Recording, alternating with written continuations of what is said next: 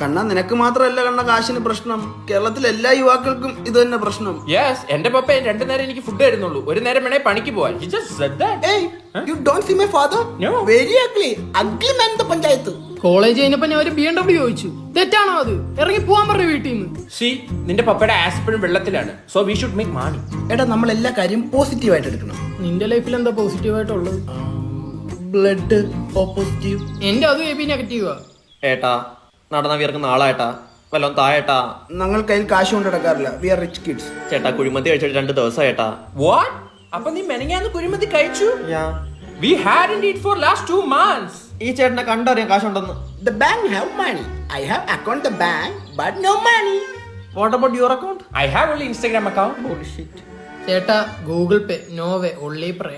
ഓ എന്റെ QR code ഉണ്ട് ഏട്ടാ, 1 മിനിറ്റ്.